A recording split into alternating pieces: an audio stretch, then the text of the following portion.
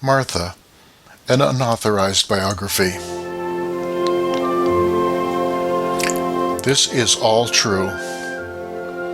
Once upon a time, during those magical years between the Great Wars, in an old seaside village somewhere in South America, a girl child was born into a family of nomads who plied the coastal waters in search of the kind of things nomads search for in coastal waters. This girl became known as Martha. As time passed, the nomads, as nomads will, grew tired of plying the coastal waters and set sail inland, where to their utter astonishment they found it imperative to acquire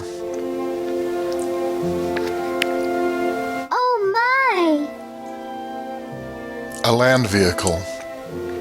In her memoirs, Martha describes her family's early migrations as too hot, or too cold, or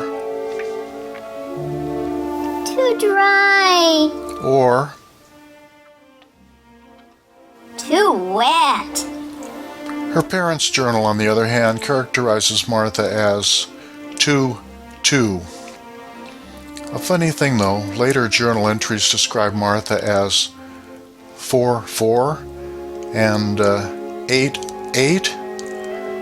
No one knows what this means, but a shadow of doubt must be cast over this account as a whole. Time passed. The nomads followed the sun west, and after a brief challenge negotiating the Grand Canyon, settled in a major western state, the land of nomads.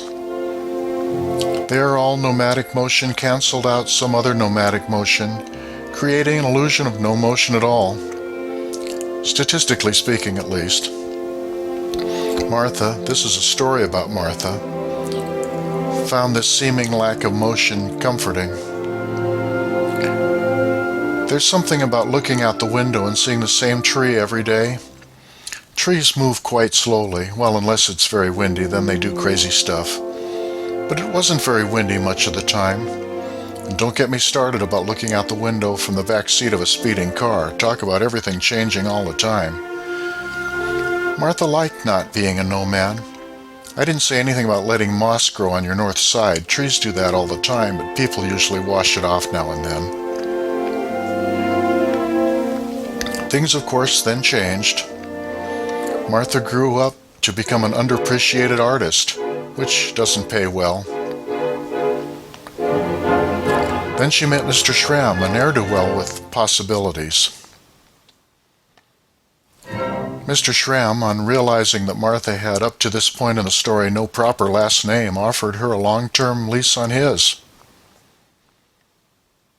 A child followed, but that's a story for another day. Eventually, Mr. Schram's possibilities became plausibilities, then probabilities. In the meantime, Martha began amassing a small fortune in stock options as a part-time employee for a fool and his money, acting as an advisor to the forlorn, faxer to the stars, enabler to the disabled, and locus of sanity in a strange new world.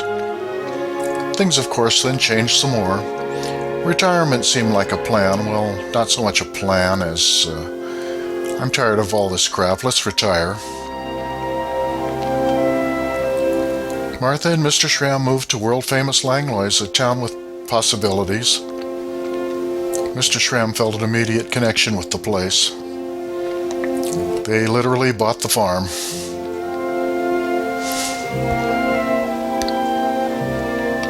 While Mr. Schram engaged himself in exploring possibilities, Martha took to venturing out into the community until she found the library, where she stopped venturing and started doing.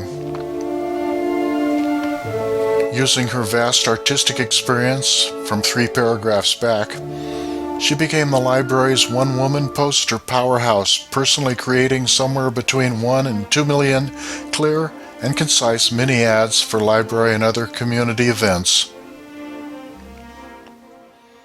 And that's only the beginning of her story.